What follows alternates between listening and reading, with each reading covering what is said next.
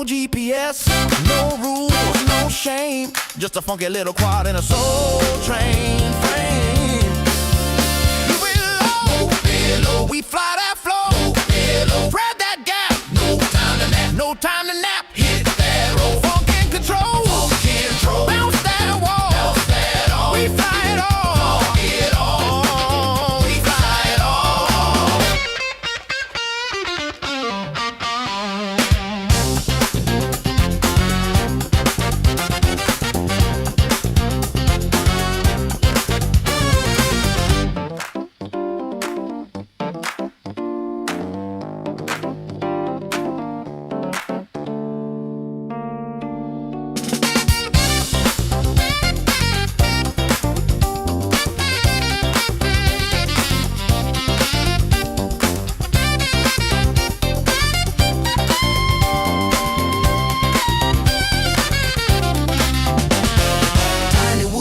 Funky and free, we fly indoors, we fly with glee. Whoop it, loop it, groove it, move it, bounce it, flip it, funk it, rip it, fly that soul, don't lose control. TinyWhoop love gonna make you whole. I thread the needle through the vinyl stacks, bounce off the mirror ball, never looking back. My quad's got soul, it's got style, it's got sass. It dips through the incense like a blast from the past.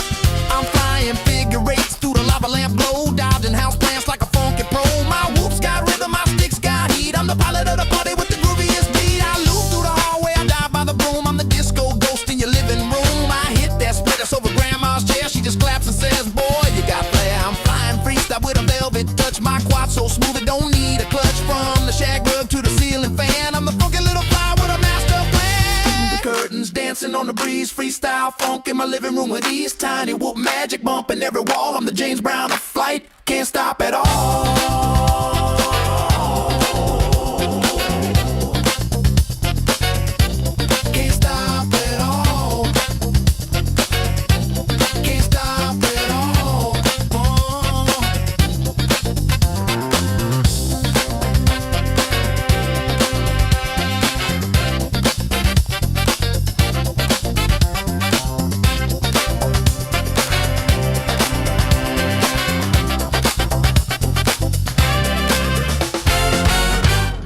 Greetings, cretins. My name is Aaron Ciotti. Everybody calls me Ciotti. I cannot remember to zoom this effing camera in. That was the 75mm O4 Lite build. Mobula 7 V3 frame, BetaFPV 1102, 18,000 kV motors, motor limited down to 85%. Gemfan 1610 biblades. What AIO is this? Oh, this is the BetaFPV AIO that you can't get anymore. But like any of these 1S or 2S or 2S to 4S AIOs with ELRS on board, set up for HD, are going to work totally fine. Mobula 7 O4 fixed canopy, ORT Micro V, and BT 3.0 with a little TinyWhoop 2S 300 mAh battery. Outrageously fun. Arguably the most fun freestyle rig in the world. Just an absolute riot, man. You can bump into stuff. It's like kind of slowed down a little bit. It's not so fast.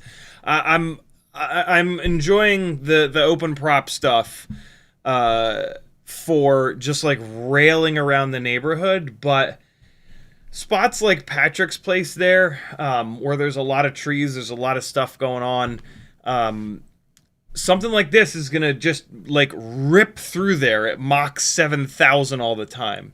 With the prop guards, it slows it down, and you can still do a lot of fun stuff, and you have a little bit more time to react, and if you bump into something, it's not the end of the world. Super fun, man. Super fun. There's never like a best rig. Every single one of us has a different taste in the way that, you know, we want them to fly, how fast we want them to fly, how durable we want them to be. But man, the 2S 75mm thing, either analog or O4, is pretty damn cool. Pretty cool. On tonight's live stream, we're going to take a look at what new gear has popped up so far this year.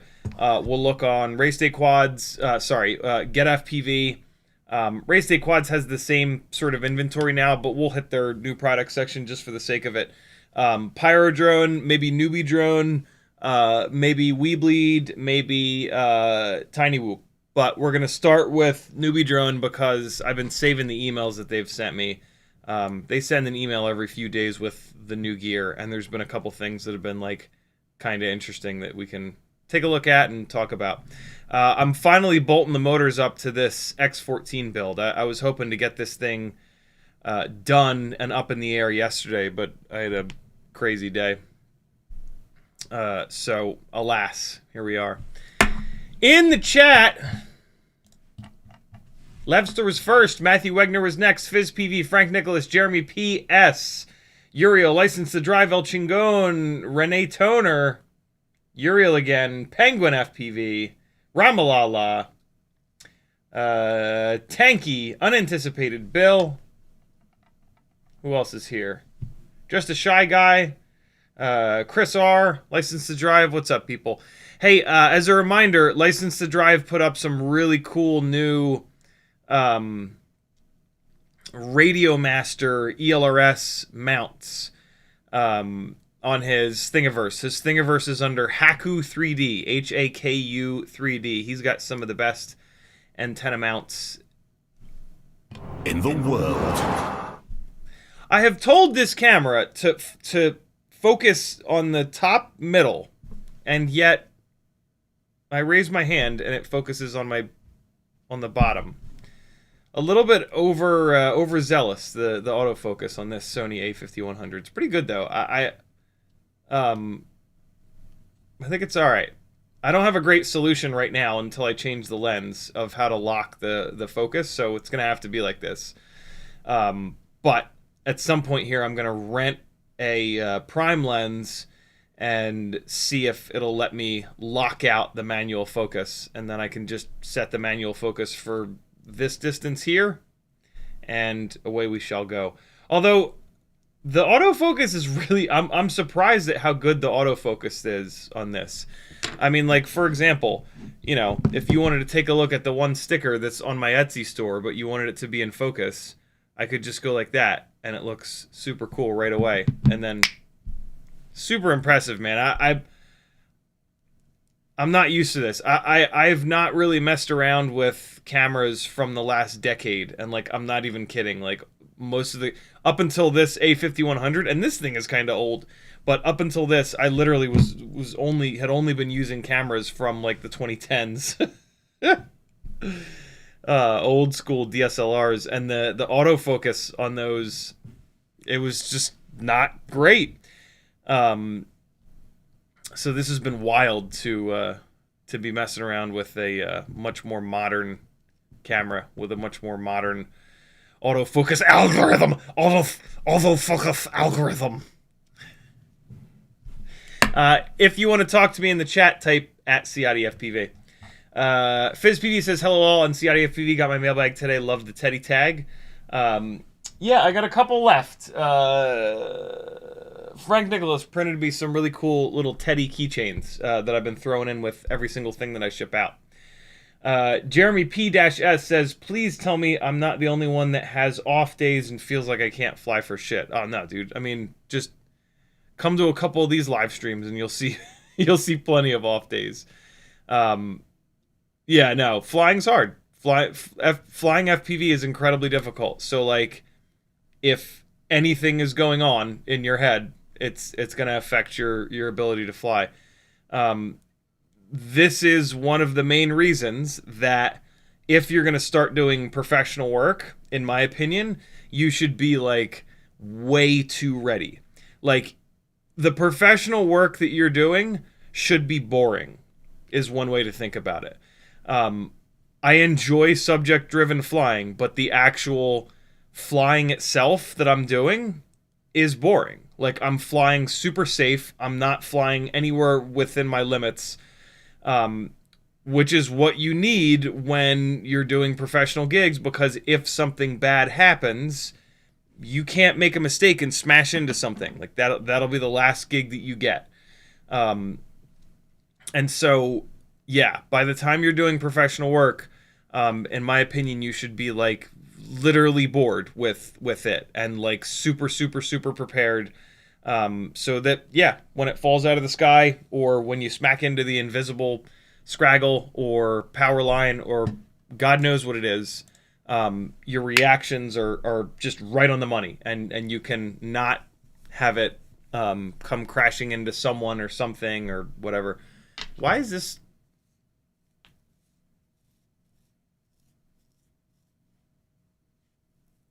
It's like insane. It looks like it's insanely uneven. It's fine. I shave my face more often. Look at that. I got the motors on the X14 build. Look at me! What else is happening in the chat? Penguin says, nice haircut. Thank you, dude. Just a Shy Guy says, sweet haircut, man. Thank you, man.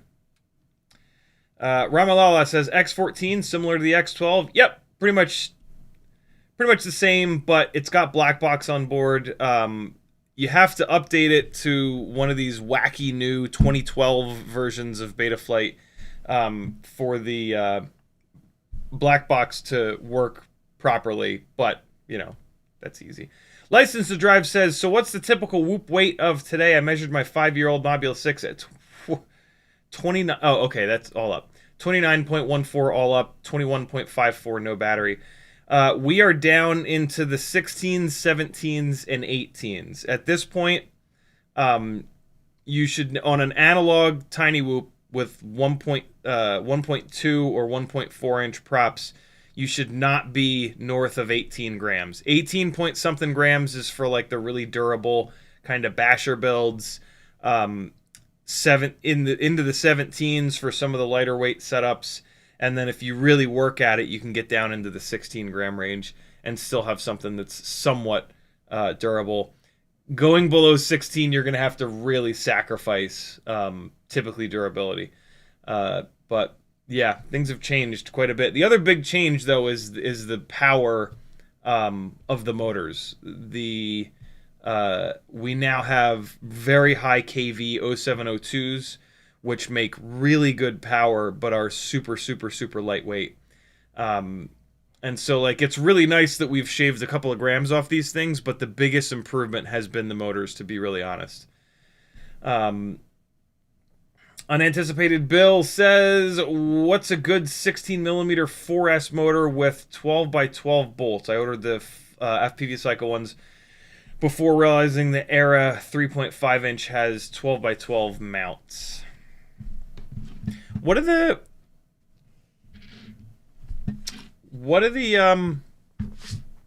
I'm surprised the FPV Cycle motors are not 12x12. They're 9x9?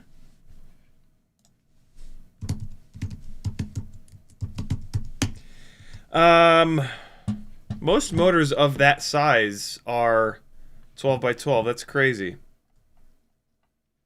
Where are the 16s? There they are. That looks like 12x12. That looks right. No, look at that. 9x9. I'll be damned. Xnova 1804. Not FPV Cycle. Pyrodrone. Over on Pyrodrone, they've got the Xnova 1804s. You can either get them in T-mount, or I like these with the M5 nut. I just find it a lot easier to deal with the M5 setup. In 3.5 inch, there's going to be plenty of props that'll take the M5 setup. And yeah, 3500 kV, 4S, plenty of power, super durable motor. Yeah, this is arguably my favorite motor ever in terms of micro motors. So yeah, pick. It's the T-mount ones aren't going to be any different. It's just the top of the bell that's going to be different. So you can go either route, whichever one you want to run.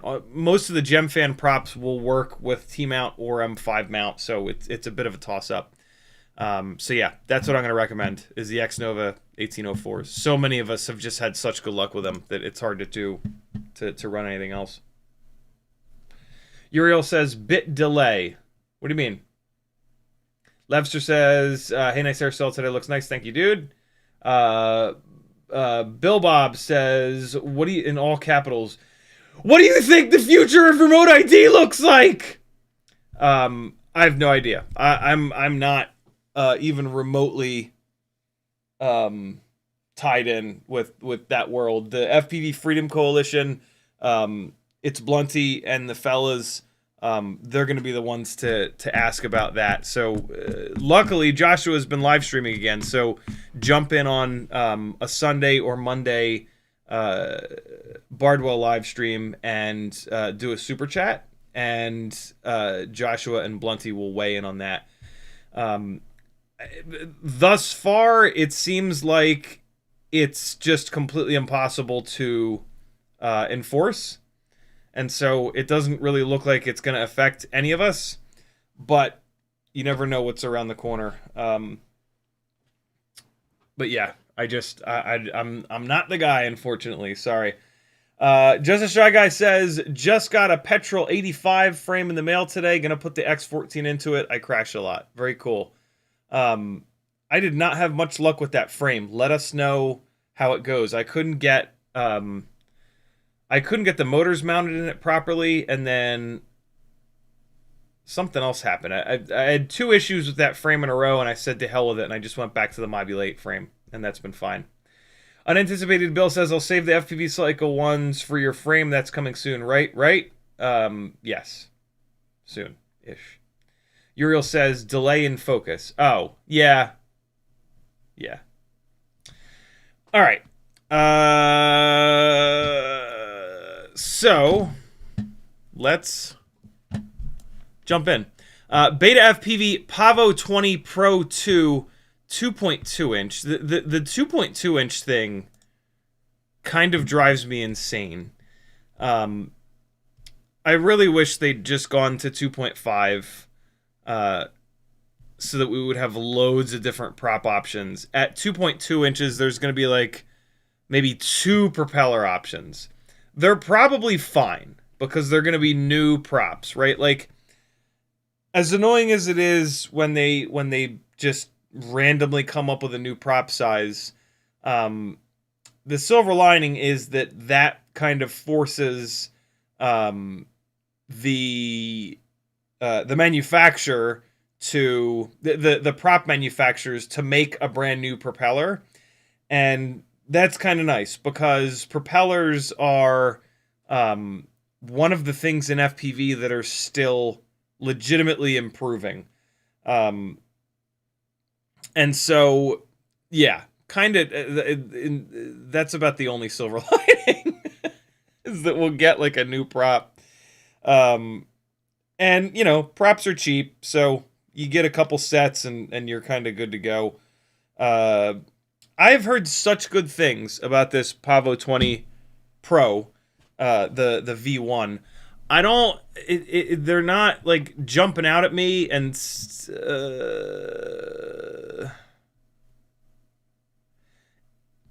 yeah, like, simplified assembly, 4 screws with it. Okay, so they put press nuts in the,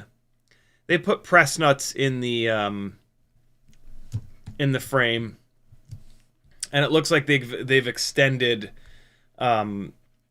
the prop guard bits upwards here a little bit. Kind of interesting. Looks like pretty subtle improvements. Nothing.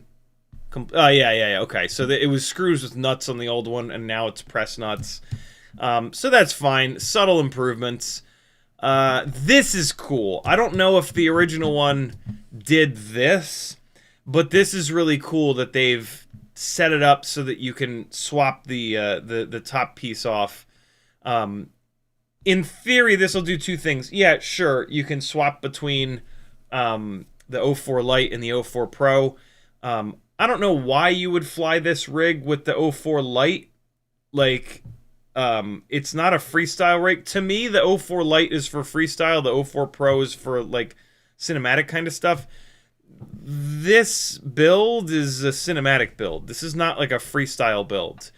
And so I don't really know why you would run the O4 Pro. What I like about this setup is that you can take this top piece off and take this O4 Pro out of it. If you don't want to spend a ton of money on an O4 Pro for every single build that you've got, this design makes it look pretty easy to kind of get the O4 Pro out of there, and then hopefully you can have another rig that's somewhat easy to put the O4 Pro into. And I like that. I really do like that. Speedy Bee is doing that on some of their stuff. They've got like a removable sled similar to this with the O4 Pro into it that you can slot from a 5-inch rig into a CiottiFPV. I think that's really, really, really cool. The only thing that freaks me out about that is the potential of, you're not like burying the O4 Pro into the carbon fiber build where it's going to be super safe. You've got it on this sled.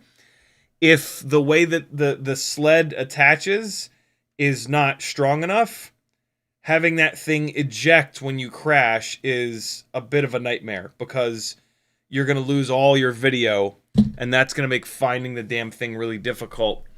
God forbid it, the sled with the O4 Pro then vanishes, right? But again, this is a cinematic rig. You should not be crashing this very often for that to be like a major issue.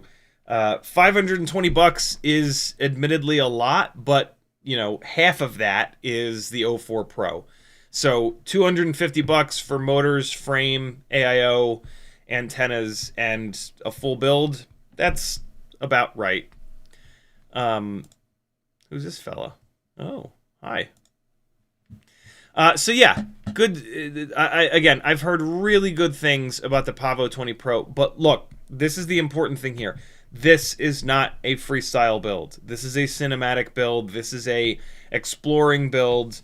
This is not something that you're going to rip balls with, because you're going to break those prop guards all over the place. And probably the sled that the camera's in, right? You got a lot of plastic on that sled. So this is something to not crash, right? You fly this in a way that you do not crash it very often, if at all. I'm not going to say that it's fragile, but like, I see people like thinking that these are freestyle builds, and they just aren't, right? Like, freestyle builds don't have prop guards. Freestyle builds are not for flying around people. And prop guards are pretty specifically for flying around people. So if you use this thing as intended, this is going to be awesome. For me, like, what I would love to do with something like this is like bring it on vacation with me, bring it to downtown Atlanta, and just like rail around the buildings. Like, I'm not doing power loops and shit like that, but I'm flying up to the top of a building and coming down it. I'm just, going in between buildings. You can do like some kind of divey stuff, but like not, not hard acrobatics that can end with lots of crashes. So yeah, this is cool. Just in your head, think the word cinematic with a build like this. Wing stuff, I don't really have any interest. A competitor for the what is it? BetaFPV Lite radio. I think they just call it Lite radio now. Radiomaster T8L Express ELRS radio controller. You probably can't pinch with this, so it won't be for me. Oh, I actually really like that. I really like that the sticks pop off. If you're gonna make a small transmitter like this, make the sticks pop off so that you can stick this in your pocket, stick it in a bag kind of cleanly. That's really nice. Clicky, click in, click out arm switch. I don't like that either, but again, this is a travel radio. This is a for fun radio. This is a for kids kind of transmitter, and so it's not going to have like the full functionality of like the big bastards that we use for, this is a pro transmitter, right? These big bastards with all the switches are what pros use. This is not. This is what you're going to kind of screw around with, have fun with. I guess there's a chance that you could maybe pinch with this. One of the things that happens to prevent pinching is they kind of can't the sides of the transmitter in with a pretty sharp angle. This looks like it's fairly straight up and down, so there's probably a better chance that you could maybe pinch with this than most of the other gamepad style transmitters, but I still doubt it. I doubt that it's super realistic to pinch with this thing. But for $40, very cool for like a travel or get somebody into the hobby, or I've got a kid that I want to get into this kind of radio. Wally FPV Eagle 2. We talked about this the other day. I do not like the top plate sled kind of setup here. Aluminum is not the right material. Also, this strikes me as one of these like almost marketing exercises of like, how small can we possibly build something that'll barely pick up the O4 Pro, right? And then you can put all your marketing material out and say smallest drone with the O4 Pro, but then you fly it and it flies like absolute hell. This is on a 1.6 inch propeller. I've got this baby turtle here on a 2-inch propeller, carrying the O4 Lite, not the O4 Pro. And this thing flies really good with more power, bigger props, and less weight. So this Eagle 2, it's not going to fly great. It's not going to fly anywhere near as good as this because it's on smaller props, smaller motors, with a much heavier camera and VTX combo. So yeah, and look, a 1.6 inch, if they had stepped this up from a 1.6 inch prop to a 2-inch prop, it would go from being like this. Well, it would end up being this big. Right now, it's probably like this big. There's no reason for that. There's just no reason other than being able to, spam all over your marketing content. Smallest O4 Pro, right? That's why I say that. So yeah, I can't really for us as pilots, there's no advantage to having a 1.6 inch setup like this versus a 2-inch setup.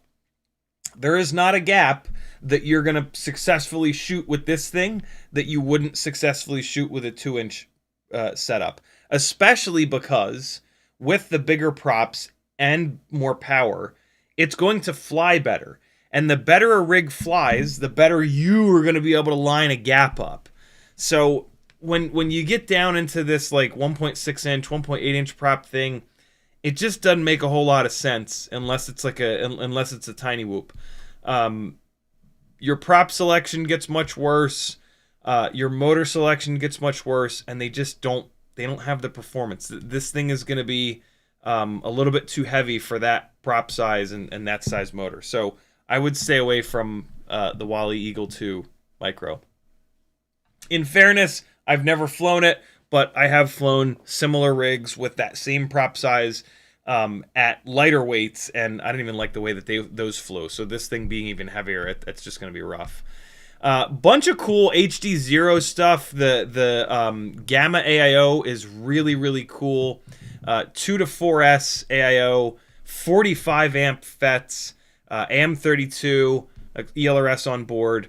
Really, really, really cool. A little bit expensive, although, I mean, you're getting a lot, right? $90 for an AIO is a lot of money, but that's what they cost nowadays. And the HDZero electronics have been really, really good. So this is probably an incredible deal right here. No HDZero. My favorite thing about it is it doesn't have HDZero built in. This is set up for digital VTX systems. So an external HDZero VTX and camera, or better yet, Walksnail 03, 04, something like that. Hey, by the way, who out there has a Baby Ratel 2? If you have a Baby Ratel 2, pay me for shipping, or just buy something from my Etsy store and I'll throw this in. It's the case. If your case on yours ever breaks, I don't have this camera, so I just have this sitting around. I would love this to go to a good home. You can have it for free, but you gotta buy something from my Etsy store, and I'll just throw it in the package for you. Otherwise, you're gonna spend $5 in shipping for it. It's kind of silly. What else? There was something else I wanted to call out. Oh yeah, I wanted to do a giveaway the other day on the stream, but I totally forgot. I want to do a giveaway tonight. I've got a bunch of these BetaFPV giant 1S lava batteries, and I would love to see them get used by you beautiful people. So we're going to do a little giveaway in a little bit here, or I'll probably forget and we won't do a giveaway. But if you remind me, we will certainly do a giveaway for a 580 and then two 680 of these Lava V2 batteries. And then let me know how they are. They should be amazing, but yeah, let me know how they are. Cool. So somebody will remind me at like 8 o'clock, and we'll do a little giveaway. Cool. I want to start doing that. I want to start doing like little giveaways on the stream. I have 3 stacks of those batteries. BetaFPV has sent me a bunch of them. And then I also have something cool. I think I might do this Monday night. This is a bag with a whole bunch of different frames. There's like a Meteor 75 Pro frame in here. There's a 65 Pro frame in here. Happy Model Module 6 2024 frame. The really cool purple, harder plastic Cockroach V3. There's a Meteor 65, the old school one. There's an Air 65. I think there's even an Air 65 V2 frame in here.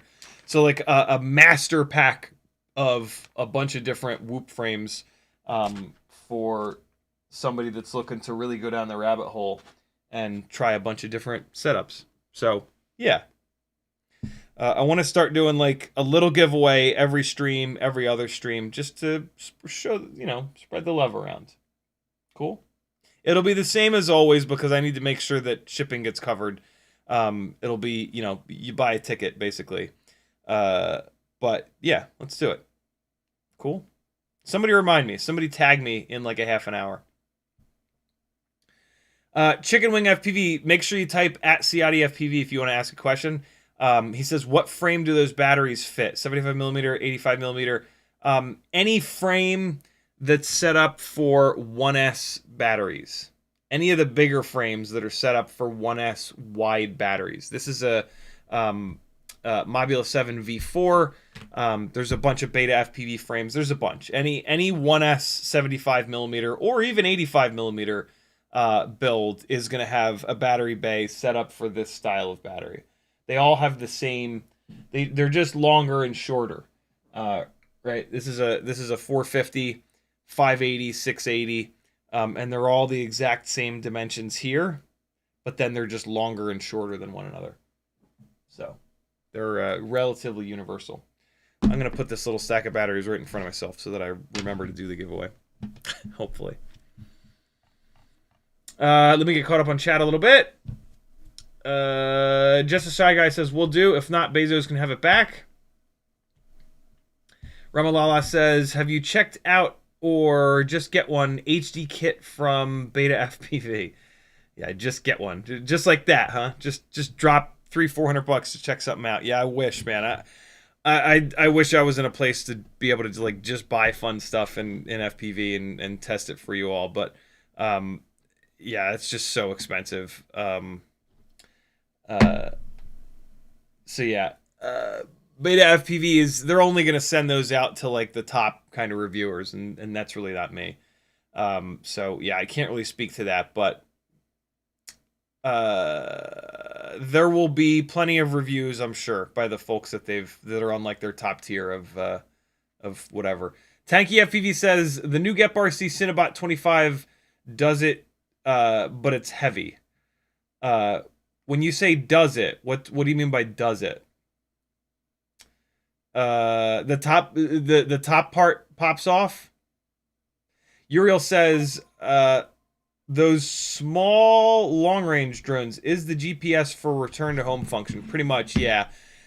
Speaking of, actually, I watched Joshua's review of I watched a couple reviews actually of the Newbie drone 18650 longish range setup. And it's exactly what I'd said. When that thing was brand new, for a couple streams in a row, people had asked me like, what do you think about it? What do you think about it? What do you think about it? Are you going to test it? And I basically said like, no, like I've flown that style of rig before. 1S 18650, 3-inch, 3.5-inch, 4-inch props, long range ish, and it's just super boring. Like, and I think this one is a little bit less boring than they have been, but they kind of have to be boring so that you don't fly them freestyle, because the battery will pop out, like, and they'll break. Joshua broke an arm on his, on not much of a crash. But yeah, like because of the way the battery fits in there, like they have to be long range only. They have to be like, just go up and float around. Don't, for the love of God, hit anything. And then bring it back home. And like, I don't know. I feel like it's going to get flown 2 or 3 times and then never flown again. It's analog, so you can't even get good looking flight footage out of it. And then all you can do is go up in the air and go like 20 miles an hour for 8, 9, 10 minutes. And like, I don't know, that's not really fun for me. Like, and so like, what I think it's going to be is like, you get it, you find a local spot where you're going to be able to stand a little bit higher, that's got like just air. You're going to fly it. It'll go pretty far away. It'll go like a mile away. And so like, you'll do that. You'll go a mile away and then you'll come back and you'll be like, cool. And then like, maybe you'll do it again in like a different direction. And then like, you go home and then maybe you come out and you do that like one more time. And then you're like, okay, I saw all over that way. I saw over that way. I saw over that way. Now what? And then so like, maybe you can find like another location that you can go and see what it looks like from the sky. But like, like, I'd rather do that with a photography drone. Like it's like a photography drone with analog video. It's not. Like, why are you flying FPV for that? You know what I mean? Because it's cheap and because you already have FPV stuff? Okay, fair enough. Like, totally fair enough. But, I don't know. I don't see it as something that anybody is going to use over and over and over and over and over again. And, these things are not cheap, right? Like, we're going minimum $200 into any of these things. I want to get my money's worth out of them. I don't want every flight to be like $20, Like you build that, I don't know what it costs. Let's say it costs $200. If you only fly that thing 10 times before you put it on the shelf and never fly it again because it's kind of boring, that was $20 a flight. That's a bit much. that's a lot. So yeah, I don't get it. Maybe it's for like long range folks that want to scope something out with something really cheap before they put their expensive long range rig up in the air. That's the only thing I can really think of. Treat it like a kind of like what I do on set sometimes with the TinyWhoops. I'll throw a TinyWhoop up and just zoom around the set really quick just to see if there's any weird shit. I'll just basically stare at the RSSI and link quality and see if they drop anywhere weird when I go behind like an awkward wall, or like, maybe there's a cell tower that I didn't see when I was kind of scouting it out when I first got there. And so I guess maybe it could be that, because it did, the one guy's video that I watched, it did go like a mile. And that's pretty good. And so, yeah, maybe you send the thing out a mile and then bring it back. It's going to take like 15 minutes to do that, though. Like, you're going to, it's going to take quite a bit of time because it's so small and low voltage and slow. But yeah, maybe that's a use for it. I'm having a hard time. I'm having a hard time figuring out, like, again, it feels like a marketing exercise. It feels like, hey, look, buy this. because it's extreme in some way. It takes an 18650 and it flies for 15 minutes. Wow, it's extreme. I need that. Do you? You know, like we get we don't, sometimes we don't see past the headlines. We don't see past like the shocking thing that people say about products, and we get like tricked into buying them. For me, like, you know, if I'm going to pay money for something, there's got to be like a very clear reason for it and like a path to use it a bunch. And I'm just having a hard time finding it with that rig. But yeah, that's HDZero Gamma AIO is really, really good. I would love to get one of these. I've now got these 2.5-inch builds, and they would be absolutely perfect for these 2 to 4S. ELRS on board with a little UFL probably. Let's see. Is there a UFL or is there just a bit of wire? There's got to be a UFL. Yep, there it is. So a nice little UFL on board. Looks like a plug header for DJI. That's pretty awesome. Super, super, super plug and play. So yeah, I mean, this would be the only thing is that it looks like there is no provision for motor plugs on this. But that's not really the end of the world because most of the bigger motors for a 2.5-inch propeller are not going to have motor plugs on them anyway. So yeah. Direct solder your battery leads, solder up your motors, everything else is plug and play. Very cool. HDZero, really good quality. Their ESC, their new-ish ESC did really, really well in 533's super abusive testing. So yeah, they're whoever is making their electronics for them is doing a great job, and they obviously know electronics to be able to like set them up and spec them out. So yeah, we're super lucky to have HDZero making some electronics for us. Kevlar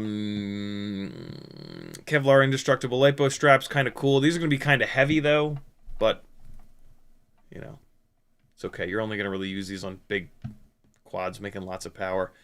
Although they do have some thinner ones.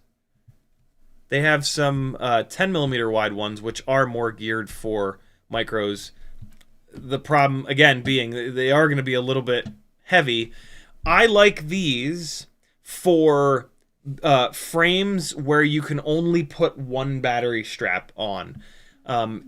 I prefer frames to have provisions for two battery straps. And in that case, I'll use a nice lightweight battery strap with a plastic buckle. But so my QAV Cine frame, I use one of these battery straps because it only has one single loop. And so it's cool having the metal thing. It's never going to break. This being a little bit heavier duty is totally fine. This is going to basically weigh what 2 lightweight plastic buckle battery straps are going to weigh. So these are super, super, super nice to have. These 10mm wide ones for some frames.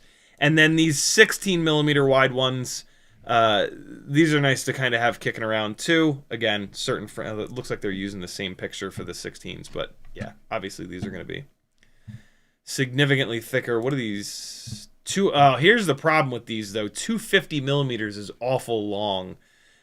So on a micro, this is probably going to be too long, and this style where it's got all the threading up here, these don't cut down all that well.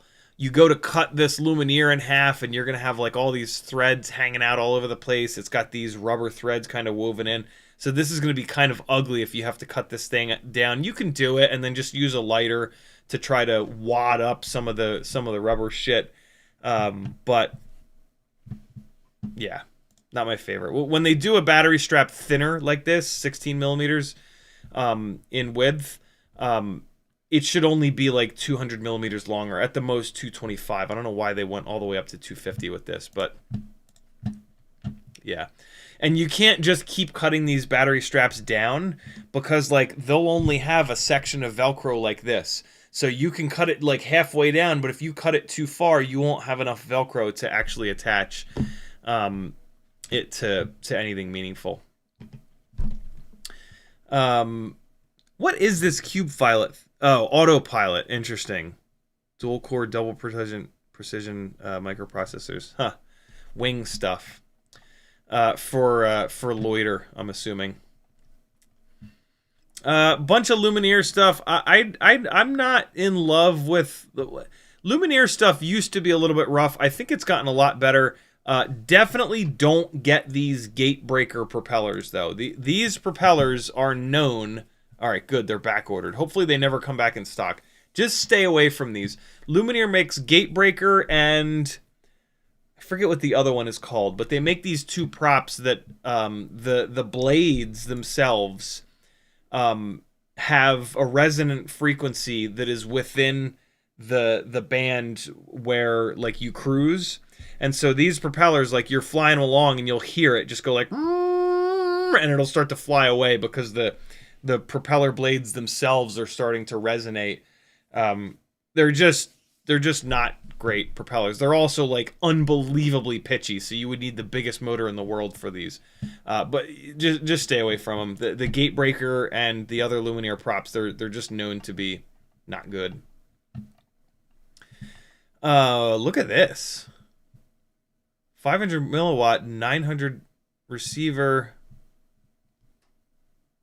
500 milliwatt receiver. That's going to send all kinds of telemetry back. Jesus. I'm guessing this is for super long range stuff. The new Walksnail stuff, I don't know. Ian's got a bunch of great videos about it. None of it has really knocked my socks off. All of the Walksnail stuff like tends to have like a little bit of a fatal flaw to it. Like it's all kind of okay. And if you're looking for something specific for Starlight with 4K 60, this might be a great option. It might be the only option. But there always seems to be like, oh, it's like, you know, this does this well, this does this well, this does this well, but there's always that but. There's a ton of latency, or it doesn't work in the daytime, or it's only compatible with the Goggles X, or it's not compatible with the Goggles X, right? Like, Walksnail just has a hard time making stuff that's like all the way good, which is a shame because like it might be the only HD system for us moving forward. But what I do love about the Walksnail stuff is that it's somewhat like intercompatible. You get like the Walksnail Lite, and there's like a couple different cameras that you can run on it in different sizes with different performances. And that's something that DJI has never really given us, right? It's just like, this is this, and this is this, and this is this, and that's it. You don't mix and match. It is what it is. And so there's a lot to love about Walksnail. But there just keeps being that but. Walksnail's got a big butt. What can I say? Runcam Cube Gate, pretty cool. If you're a fan of orange, here's your Cube Gate that you can drop on the floor or hang from the ceiling. Very cool stuff. There's something weird about the manufacturing of these things. And like at any given time, we'll only have like one or two of these available. Right now, it looks like it's Runcam, and I know WeBleed sells them. TinyWhoop might still have them, but like, mark my words, in a few months, this will disappear forever, or the TinyWhoop ones will disappear forever. And so like, if you want one of these cubes and you see someone selling them and it's somewhere near the color that you like, just snag it. There was a couple years where nobody was selling this style of cube, and I just happened to have a couple of them from way back in the day. So yeah, if you want these cubes, and there's one in stock right now in a color that you dig, buy one, buy two, because they're just awesome to have. Hang them from the ceiling with the little cable, the little rubberized cable clip things, or just drop them on the floor. They are the coolest obstacles. You can move them around, you can collapse them, fold them down. They're just the best. Bunch of HQ props. Not a lot of new props lately. Joshua's parallel board, arguably the best one out there. I have this exact one. It's fantastic. DIY kits, very cool. 90 amp. Holy shit. 3 to 12S individual ESC. Pretty specifically for like lifters or you know, wacky stuff like that. NDAA compliant, so it probably costs a fucking fortune. And it's an individual ESC, so you're gonna have to buy 4 of them. That's not too bad. $70, 7, 14, 21, 28, $280 for 4 ESCs. That's a bit much, but you know, thanks Rotor Riot. Happy model diversity. I don't know, man. Buying an ELRS diversity receiver doesn't make a whole lot of sense to me. If you want something like this, in my opinion, you should go to the Radiomaster Gemini setup, so that you can which you can set to be like this. You can set the Gemini stuff to be dual 900 like this is, or you can set it to be dual 2.4, or you can set it to be 2.4 and 900. There's just there's so many more options. This is probably going to be cheaper, but like, wow, not by much though. Jesus, $35 is a lot. Yeah, no, get Gemini, man. Radiomaster makes great stuff. This is probably totally fine. I love that it's purple, but at this point, buying a diversity ELRS receiver when you can get Gemini is kind of odd. And I just don't. Yeah, it doesn't really make a whole lot of sense. QAV-Pro 3.5. Look at this. How did I miss this?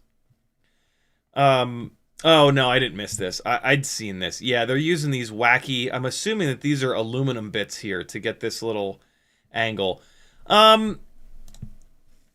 Yeah, you know, this is...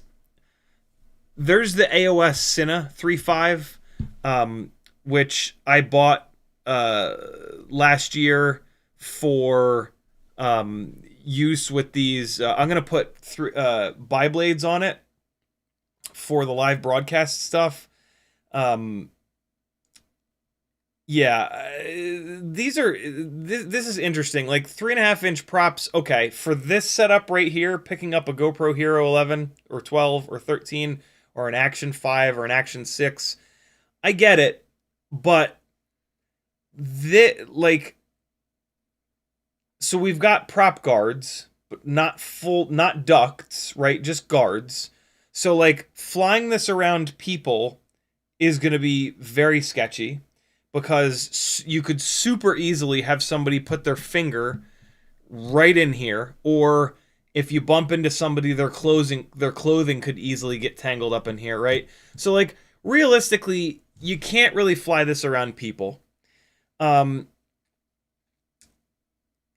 not going to really want to fly this around like a house, because the carbon fiber is going to mark the walls all to hell if you bump into a wall. And it's going to be too fast. The biggest problem, it's going to be too fast, right? You have all this airflow. It's like lateral airflow. So it's going to slide sideways. You don't want that. And then you're not going to be able to put the nose down at all. You're going to have to fly it at like 2 degrees nose down. And they're really hard to do that with. It's hard to fly slowly with an open prop-ish build. And so this is in this weird like no man's land of like, you shouldn't be flying it around people. You're not going to want to fly it inside of buildings, and it's going to mark shit up or break shit. God forbid you bump into anything. And so it's like, what is it for? It's not for chasing drift cars, because it's not going to be fast enough or efficient enough. Right? Like proper CineWhoop with ducts and 5-inch build. Like that's what you want. You shouldn't be flying this around in like stadiums, because it's way over 250 grams. So yeah, like, what is it for? Maybe it's for chasing Criterium Cup cyclists at 35 miles an hour. But like, I'm the only one doing that, right? So like, I don't really understand this this style of rig. $208 is a ton of money for a frame too. Holy shit! I'm sure it's because they've got, it looks like 8 CNC aluminum milled bits here, and then it looks like there's a bunch of pieces of carbon here.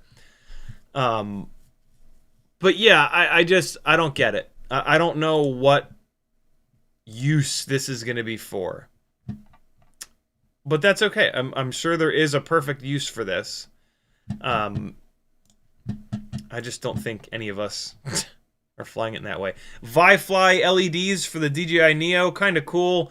The Neo is a 2-inch propeller rig, though, and it's already unbelievably loud. So the last thing that I would want to do is strap more weight to it. But, like, you know, if your kid has a DJI Neo, this could be super fun. Again, duct guards for the Avata 2. I think it makes more sense to put these on the Avata 2 since it's got the bigger propellers. Yeah, could be cool. Aquila 20. So here we go. Here's the, you know, how you get into... this is probably the cheapest way to get into an artisan setup. I don't think you should jump on board quite yet. I have a feeling that everybody is going to have their own artisan system, and eventually someone will test all of the goggles to figure out which goggles are the best, and then we can go that route. You know, BetaFPV, it looks like they're making basically box goggles here, which would drive me completely insane. But it's cool that it exists. Maybe we can have some U.S. legal, cheap digital HD stuff by the end of the year, this year. That's like really decent. The HDZero monitor is super cool. I would love to have one of these, but I really can't justify the cost, and I would just barely ever use it. But boy, is it cool. Plenty of videos out there reviewing this thing. If you need it, you need it. If you're gonna use something like this, yeah, snag it.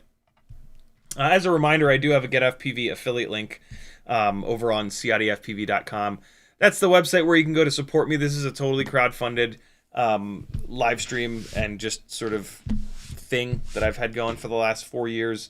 If you find something that you like and you get value from and you know, you enjoy in life, you got to support it.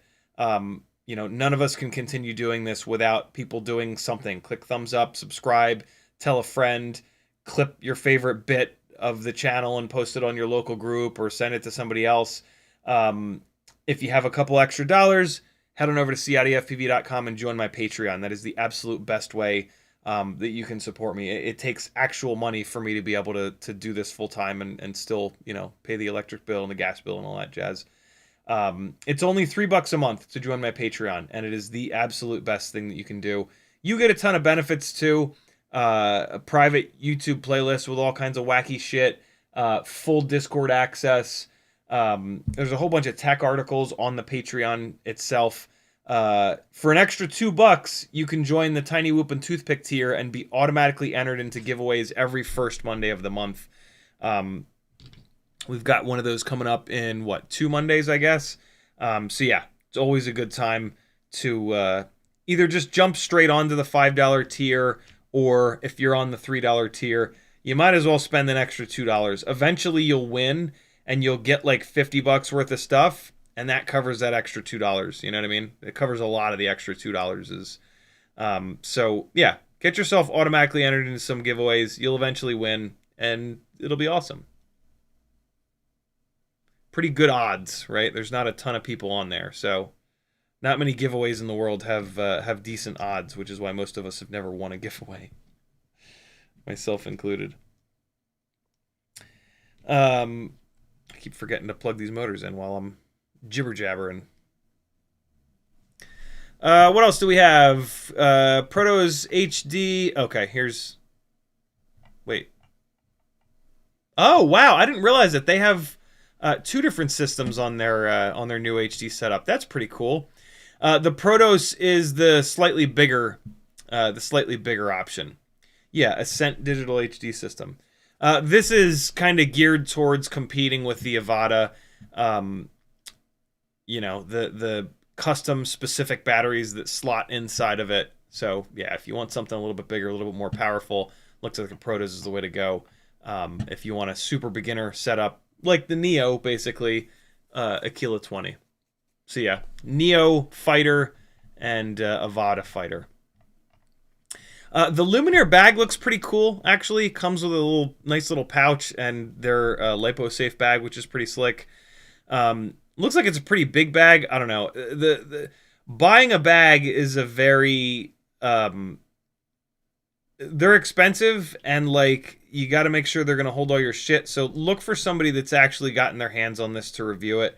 There have been a couple of bags that have come out over the years that like they look great, but then when people start using them, the plastic buckles fall apart. You can fix that, but like, you know, sometimes the webbing comes apart, and it's like you just spent $150 on it. Like, that's kind of wild.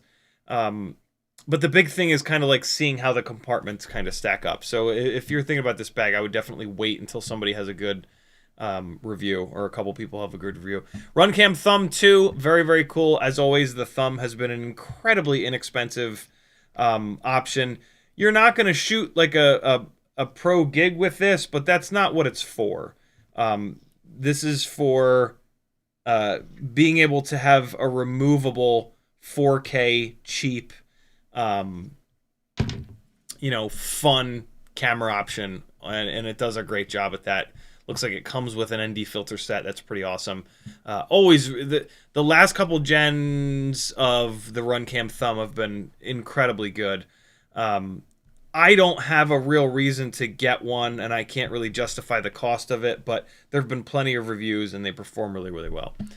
So yeah, if you want to keep flying for fun, but you want to step up to having something that'll actually do 4K, this is a great option for you, and not weigh a lot. This is the other thing that's really cool about the Runcam Thumb 2 and Thumb 1 is that they're really, really, really lightweight.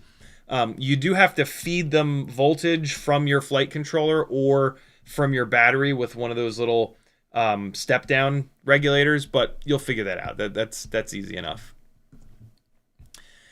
I don't understand the Goggles X. You know, they don't have a good way of getting analog into them.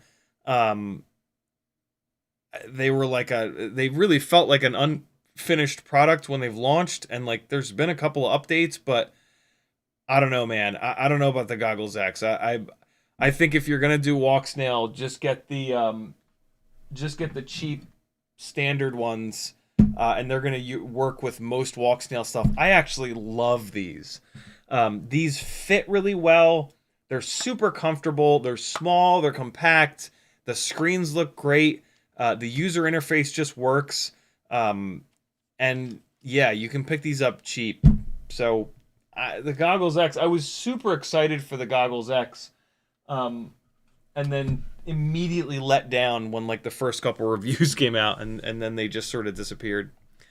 TBS stuff, who cares? DJI O4 Lite, that's a little mean, but whatever.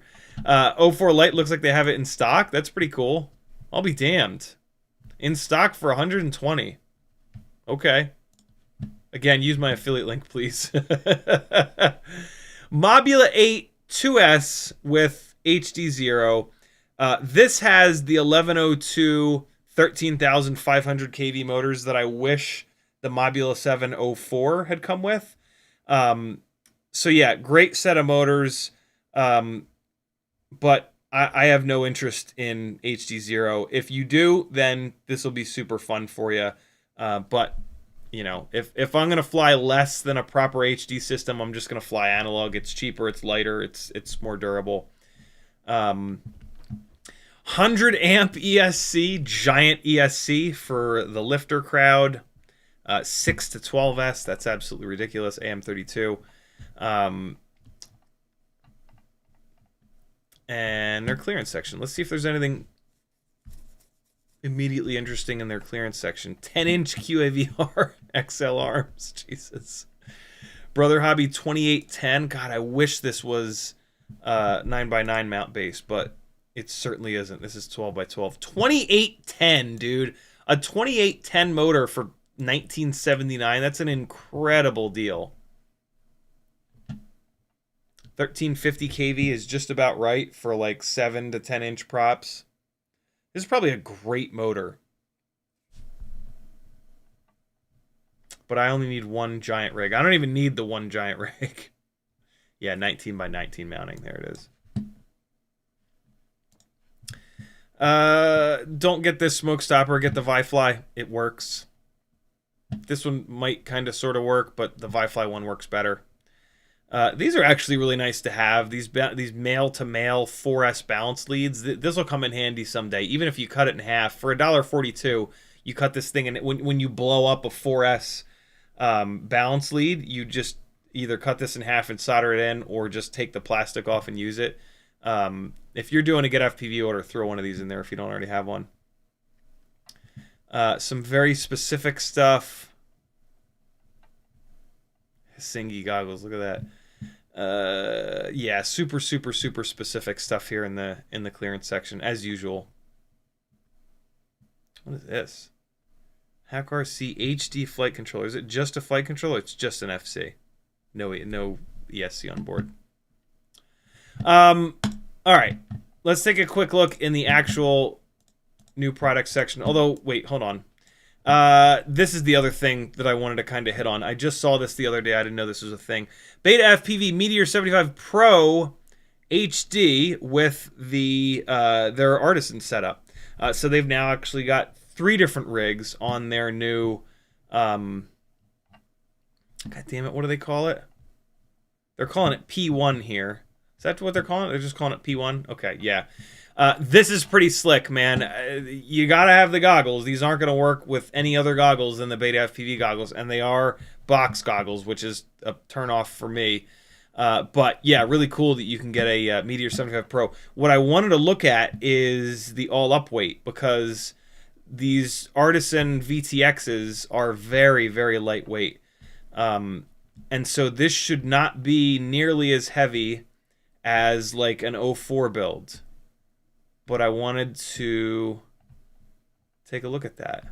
Although they put this stupid canopy on it, so it may very well be. There we go. 37.5 grams. I'm going to assume that that's dry. So let me weigh this O4 Lite 1.6 inch build. A little bit smaller of a propeller. But, oh, well, shit. This is also 1S. Well, let's just weigh this anyway. Oh, boy. It is kind of heavy. This guy is 34.8 grams with an O4 Lite on board, set up for 2S with BetaFPV 1102. So this is pretty much the same exact motor, similar frame, O4 Lite, and yet it's like it's like 3 grams lighter, and it's 2S rather than 1S. So yeah, first thing I would do would be to replace this canopy. This canopy is really a bit much. So you could shave a little bit of weight by replacing that canopy. This 75 Pro frame, it's a heavy frame. It is pretty durable, but the props aren't as durable as the frame. So like the only good 1.8 inch props are the HQ ultralights. So a build like this, you're going to have a really strong frame, but then you're going to have propellers that break all the time at the hub. And then you've got this like really heavy canopy, but again, the propellers break at the hub. So like it doesn't, there's that mismatch. This build right here though, as they call out right here, this is what those 580 and 680 mAh batteries are for. This is certainly what those batteries are for. Just 1S, but tons of mAh, and then this thing is on the heavy side. So, they're calling out a flight time of 5 minutes and 30 seconds. Yeah, sure, on a 680 mAh 1S, but I mean that battery is going to be super heavy. And then, you know, you've got these 1102 22,000 kV motors. Like, those motors don't have enough power for me for like lighter rigs on a 450 mAh battery. You put a 680 mAh battery on this thing that's already heavy, and like it's just going to be a super cruisy kind of rig. But, you know, we need rigs to cruise around with. That's okay. Not for me, but for somebody, maybe. And there it is. There's the Artisan VTX and camera. Actually, let's take a look. Let's see what this weighs. I'm curious. O4 Lite is 8 grams, basically. Okay. Wow. Well, how is it not lighter than that? 6.5 grams? It's only oh, it's the camera. It's only 1.5 grams lighter than O4 Lite. And I think it's because of the camera. This case on the camera looks really heavy, and then they've got it threaded like this. DJI went with a proper lightweight camera setup, which is what we want, and then we 3D print our own mounts for it. Yeah, I don't know what they were thinking here with it. I mean, it's great to have a camera like this, but they should also have a camera for this that's really lightweight. Since, you know, this has a really nice home on a TinyWhoop. Hopefully they make that in the future. But yeah, interesting stuff. I love that this exists, though. This could be our savior. Cool. There's the goggles. What do the goggles cost? Wow, that's not bad. $200. It's because they're box goggles, right? That's what box goggles tend to cost. But yeah, that's cool. $200 ain't bad. Battery in the back. Sweet. I feel like that's the right price for them. $200. Hopefully they come out with a non-box goggle at some point, which won't be $200. There's the Pavo 20 Pro 2 again. What is this? SkyZone Steady View Diversity FPV Goggle Receiver Module. What? What is this? What's the bottom look like? Are there no... How do you... What? How do you hook this up? What is this? What is this for? What do you do with this? You just plug it in and do video out? You put it on a... Well, it doesn't have a quarter 20 in the bottom, so you can't mount it on a... You can't mount it on a tripod. What the hell? Ground station kit. They specifically call it a ground station kit, but why wouldn't they put a way of mounting it to make it a literal ground? Do you have to hold it? You have to hold it in one hand and fly with your other hand? What is this? That's weird, dude. $200 is a lot of money for an analog receiver module. I don't know about that, man.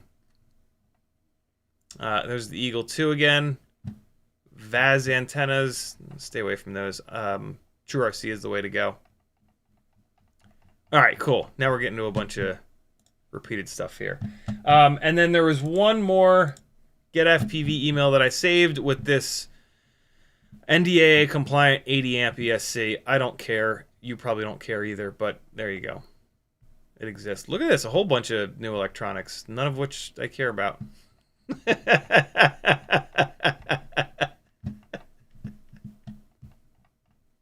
I just don't. More lithium-ion batteries. Who gives a shit? And now we're into some of the stuff that we're about to look at. So, hold on. Let me delete this email. I've been hoarding these emails. Oh, shit. Just looking at a blip shift. A blip shift email made me see something shiny. All right. So,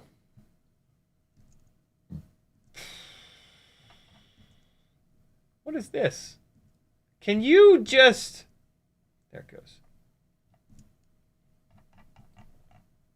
A llama? Should we move off of getfpv? Hold on. Well, really quickly, I think this is going to be just what was in that email, but an HGLRC drone, don't do it. It'll catch on fire just like all the other HGLRC stuff. TBS Lucid stuff, who cares? Orca, what? Orca? Flight controller? This is for war. $160. Are you out of your fucking mind? What? It's just a flight controller. It doesn't have an ESC built in. Wow, dude. Wow. That's absolutely insane. Government contract special. What do you think they spend all that money on? A hammer and a chisel? What movie's that from? It might not be chisel. It's definitely a hammer. I forget what the second thing that he says. A toilet seat. What do you think they spend all that money on? A hammer? A toilet seat? That's the quote. Look at this. Look at this. This is nice. Some ORT patch antennas and pagodas. These are pagodas here. They're. This is a terrible picture of these. It looks like 4 patch antennas, but no. These are the patch antennas up here, and then these are CP antennas with a wire coming out the bottom. That's they're showing these antennas from the top. They're showing these antennas like this. Check out our antenna. Here's the picture. I think. If it says pagoda on it, it should be a normal CP antenna. That's a very weird picture for them to use. Oh, farts. I didn't mean to do that. We're back. We looked at the rest of this stuff. Radio Master gimbal lubricant set. This is kind of interesting. Damping oil and lubricating oil. Hopefully they're not. They're more grease than oil. I would not want to put like loose oil inside of a transmitter. You put like thicker grease in there. Oh, lubricating oil pro smooth for gimbals and bearings. So the damping oil, hopefully it's grease. This is going to be for the part of the gimbal that rubs against that metal bar on the inside. And then the lubricating oil is going to be for the bearings in there. You don't need to lube the bearings inside of a transmitter. They don't spin. They just rock back and forth. So yeah, I don't know about this. If anything, you'll use the dampening oil, maybe. Maybe not. And yeah, now we're getting into a lot of that same stuff that we were sort of just looking at. Dogcom 6S 1600 mAh battery. That's a giant battery. Yeah, now we're getting into the same stuff that we've been looking at. 15-inch propellers. Jesus Christ, Gem Fan. Good Lord. 15. That's something else. Let's check out Pyrodrone. Let me get caught up on chat a little bit. I've been completely ignoring you beautiful people. I apologize. Where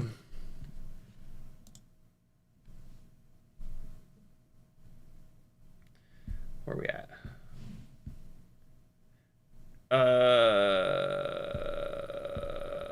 BlitzFPV says, I have a baby Ratel too. Order something from my Etsy store and and give me a reminder, and I'll throw this case in case you ever break that baby Ratel 2. Just a Shy Guy says, I don't have a baby Ratel 2 yet, but I did just order a white ORT antenna yesterday. Very cool. Much appreciated. From me, I'm assuming. I'm hoping. Wayne Hunter 1000 with a $5 super chat. Thank you for the support, brother. He says, can't wait to see you do a 2S... BetaFPV P1 7580 build, hopefully 80 millimeters. I don't know if I will, dude. I'm gonna wait to see how this all shakes out. I have a feeling that Flywoo, GetRC, BetaFPV, Walksnail, the lot. I have a feeling that every single one of these FPV manufacturers are going to make their own artisan goggle VTX camera system. And there's going to be one of them that's either better or cheaper than the rest. And so I'm not diving into this, nor am I willing to spend any money on any of this gear because I already have too many goddamn goggles. And so like A, I don't have the money. I don't have like just any disposable income to just randomly throw at like the hottest, newest products. Every once in a while, somebody will send me something, and that's great. But yeah, or like if I can, so like O4, for example, I was able to justify buying a few O4 air units and some used goggles because I wanted to move my live broadcast stuff over from the old school Vista stuff into the current generation, right? And so I'm now this year going to book a bunch of gigs where I go out and make $1,000 a day flying that gear, and the O4 stuff will hopefully pay for itself and then start making me money. The artisan stuff, I can't do that with. Like there is no use for that where it can like pay for itself, and it's tough to do stuff like this as a full-time job. So I can't justify spending $300-400 on a set of artisan goggles. Not to mention that like it's not going to fly any different than the O4 Lite system, right? So like all of the builds that I've already done with the O4 Lite system are exactly what a P1 build would fly like, just 1.5 grams different, right? The P1 system, it looks like, is 6.5 grams for the VTX and the camera. The O4 Lite is 8 grams for the VTX and the camera. So I've kind of already done all of that. Or even all of the Walksnail stuff, all the Walksnail builds that I've done, those are even closer in weight. The Walksnail Lite VTX and camera are 7 grams. So that's a 0.5 gram difference between that and the P1 stuff. So you can just, I've got loads of live streams and flight footage of me building those two setups. The P1 stuff is not going to be any different. And so there will undoubtedly be a bunch of people that put flight footage with the P1 system up, so you can just watch that flight footage to get an idea of what the actual picture is going to look like, and then just rip off the builds that I've done to get the flight performance where you want, and away you go. So yeah, I can't possibly imagine that I'll be one of the ones that BetaFPV sends any of that P1 stuff to. And yeah, there's just zero justification for me to spend $300+ on another set of goggles. But yeah, luckily I've already kind of done it. So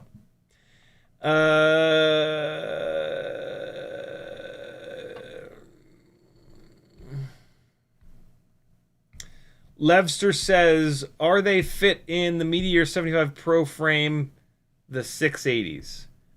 Yes, same dimensions. All these giant 1S batteries have the same width and height. They're just different lengths. So they'll fit in any frame that's set up for the wider 1S batteries. Billy Bob is currently discharging some batteries with his ISDT charger. And no lie, this shit is nerve-wracking. Why? Why is it nerve-wracking? Uriel says, I was surprised what it did for that. Others could like it. Good equals beginner, 2 months, next done, it crashed. Tanky says, yes, the O4 unit can be mounted to another frame, so you only have one O4 unit for multiple drones. Yeah, I really like that setup. It's a really good idea. The only problem with that idea is, yeah, in crashes, that thing better be held on well, because that could be an expensive crash otherwise. Chris R says, FYI, Air 65 and 75 on sale on BetaFPV site, $80 for those who missed the Christmas sale. Yeah, I saw that. It's almost like there's new Air 65 and 75s coming out. A lot of times when these manufacturers have sales on their stuff outside of the holidays, that means that there's something new coming out.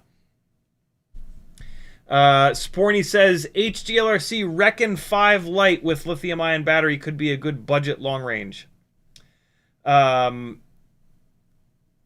Yeah, I wouldn't trust it. I don't trust HGLRC I don't trust their electronics. I've been burned almost literally too many times on their electronics. So I'm not.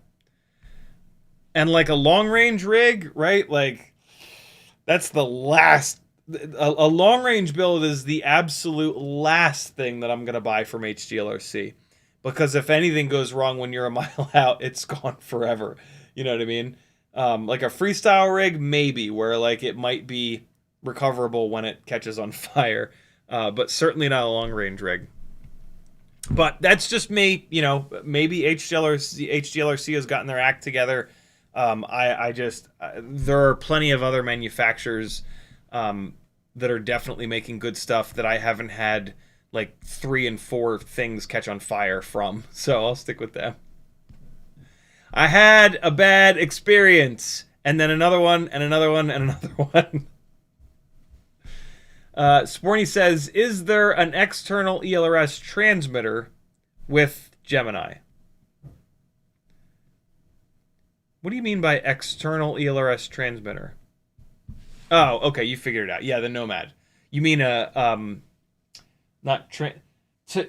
me, this is a transmitter. This is a module. That's what you were asking about, and yeah, it's the Nomad. It's the one that I've been using for a while now.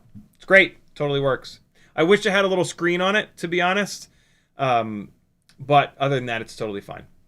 Lord Region says, as a barber, I must say I really like your hair. I've seen it cut more than once, lol, but hard to say something this time. Props to who cut it. Thank you, man. I'm like weird. My hair grows pretty fast, and there's a lot of it. And like, when I was growing up, my mom used to cut my hair, and she would just like not a bowl cut, but just like fucking bangs, and like it wasn't getting me anywhere with the girls.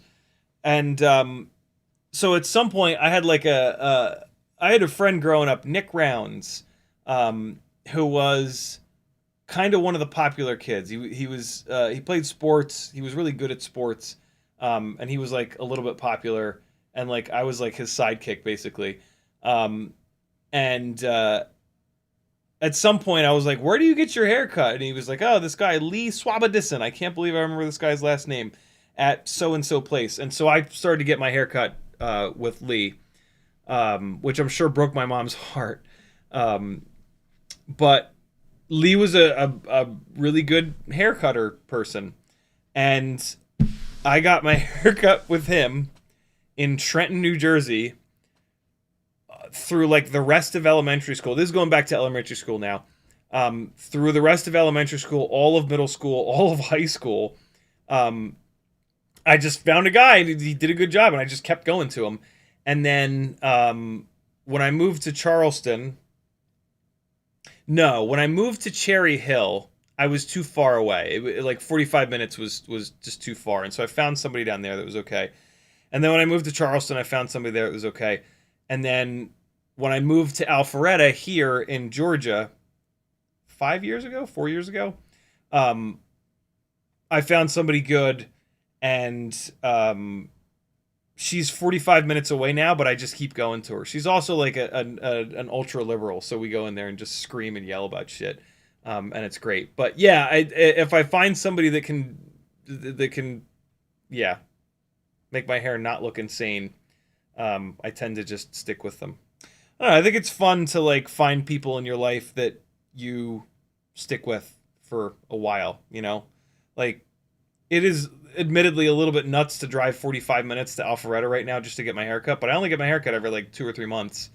And she really appreciates it, and, you know, it's fun driving. I like to drive. It's good to get out. My therapist is also right down the street from her, so a lot of times I'll try to sync that up. But yeah, thank you, man. Jeremy P-S says, I just joined. Thank you, dude. Welcome to the Gangly Gang, my friend. Much appreciated. SOS Death Valley says, I can't get the AIO RX to bind to my Radiomaster T50. Driving me crazy. F4, 1S, 12 amp AIO, brushless flight controller, 2022. Yeah, that's not really something that we can figure out here in a live stream chat. check your RX and TX. The RX on the receiver needs to go to the TX on the flight controller. Make sure you don't have RX going to RX. That could be a problem. Try different packet rates. If you're on 500 hertz, drop down to 250. Sometimes weird shit happens at 500 hertz, so try 250.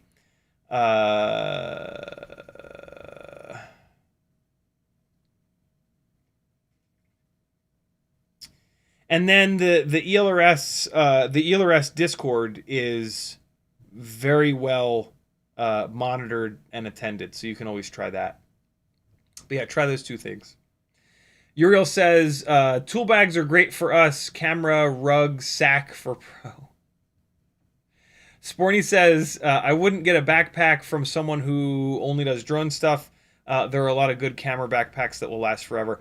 Well, most of these drone backpacks are actually made by LowPro or another company that does backpacks, right? Like, GetFPV didn't make the backpack. They just, you know, figured out a bunch of specs that they wanted and got in touch with a company that makes camera bags. So more often than not, these drone backpacks are just white labeled LowPros or Think Tank or something like that. So yeah, usually they're pretty damn good quality, but I don't know.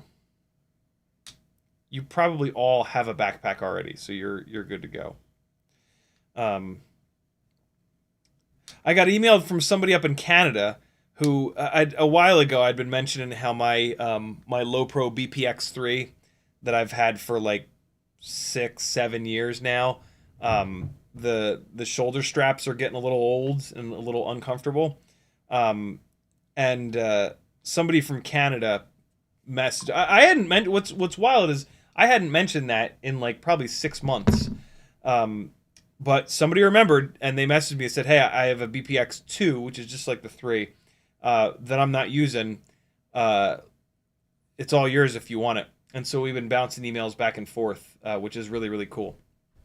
I would love to have an extra BPX3. The BPX3, the way the transmitter slot in it fits the QX7 perfectly, and I like that it holds the transmitter right in the middle, basically. I also have a black edition of the what the hell is it? Of the Torval. I have the Torval Black edition, which is really nice. Like, this is a really, really, really nice bag, but the one main flaw is that the only space that really makes sense to put the transmitter is up in the top here, like kind of at an angle.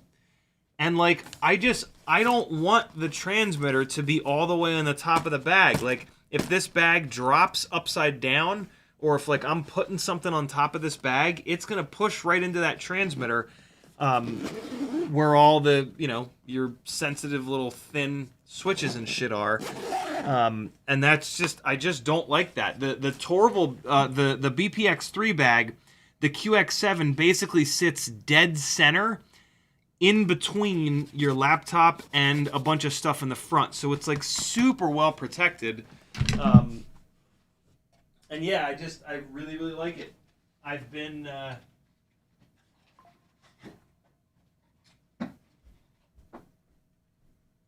all over the place. I've flown with my BPX3, I don't know, 20, 30 times now, for work. And it's never missed a beat. It's just been awesome top to bottom. So I have no reason to change it. Uriel says tool bags are great. Wait, THULE. THULE makes bicycle stuff, don't they?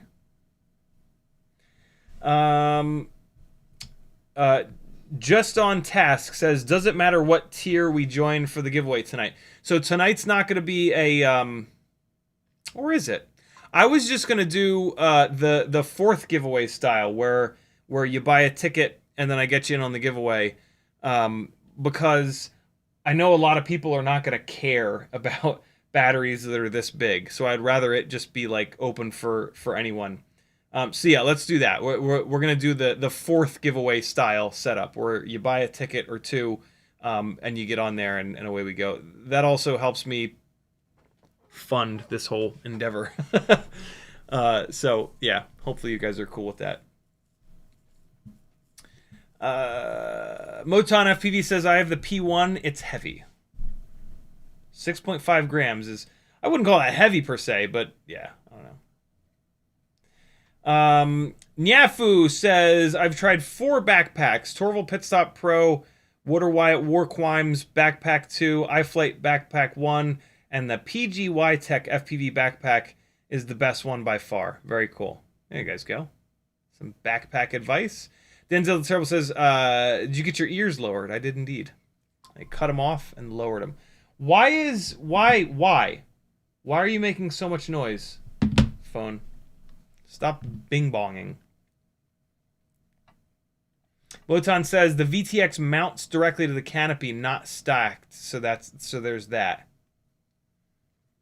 Okay, that's interesting.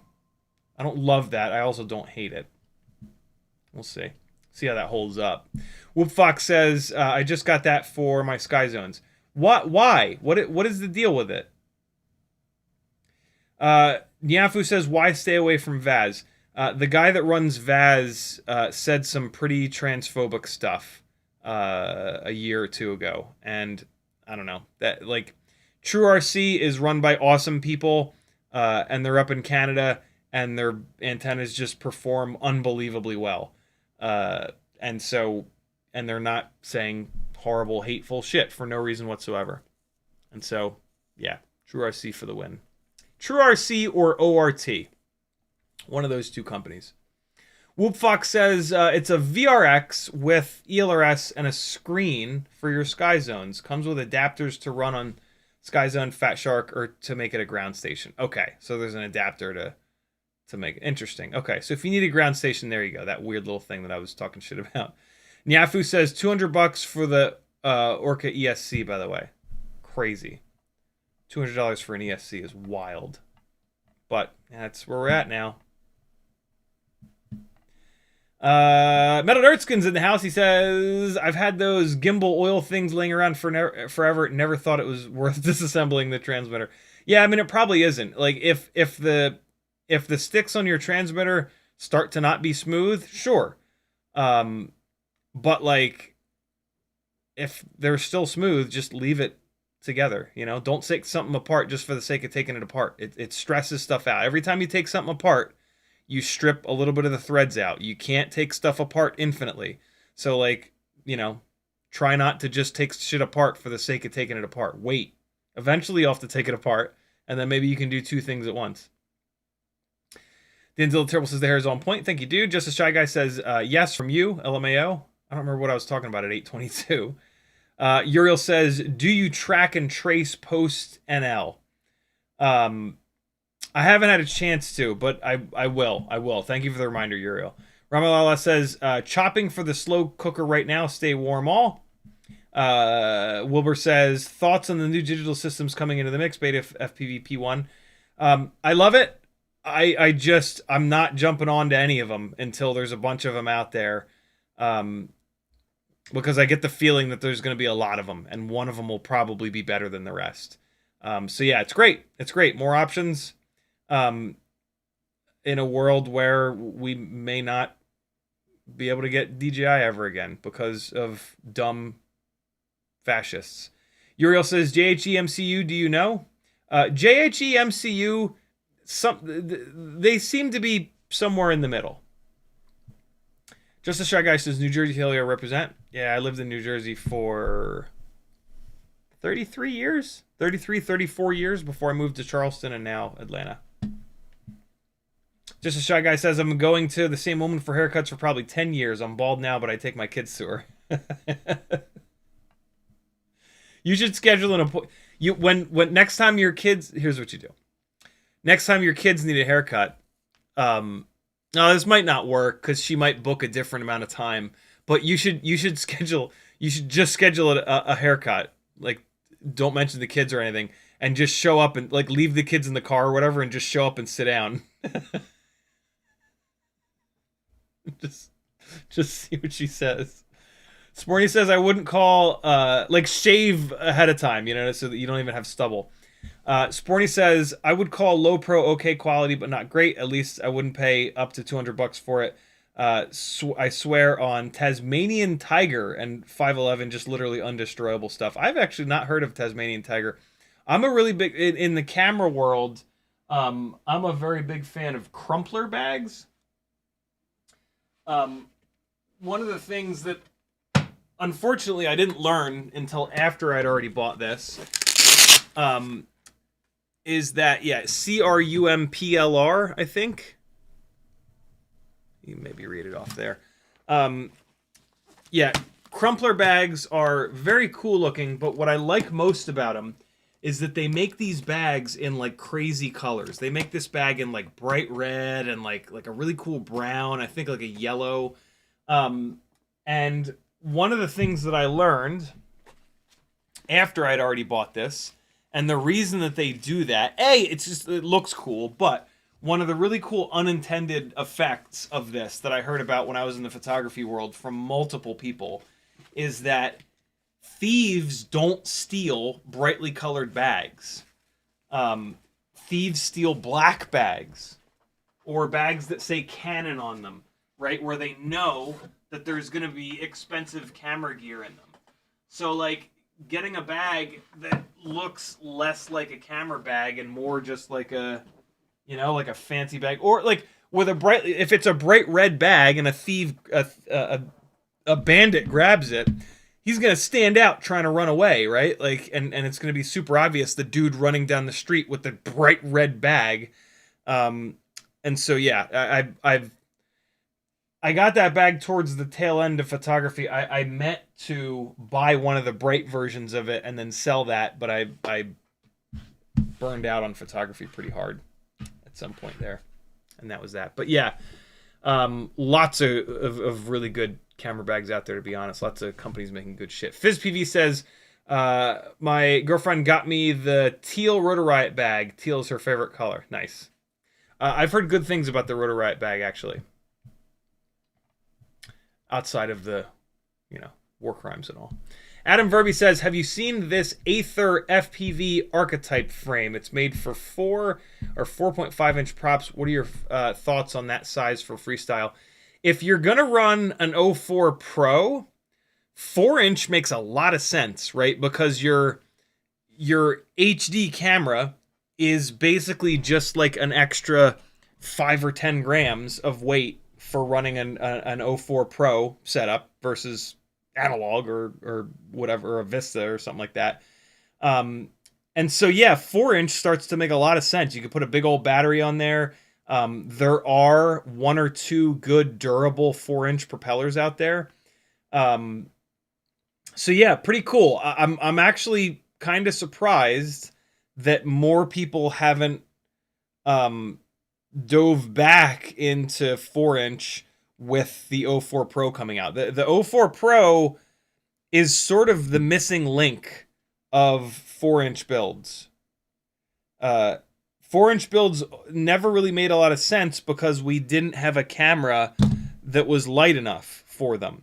Well, now we absolutely do. I think people have gone down to 3.5-inch setups, which is not the end of the world. A 3.5-inch setup with an O4 Pro at like 310, 320 grams is just phenomenal. And you might really not need to go up to 4-inch. But, you know, everybody wants to be different, and 4-inch is definitely different. So, yeah, I don't know. If you want a little bit more efficiency and a little bit more float than what you can get from a 3.5-inch freestyle build, 4-inch.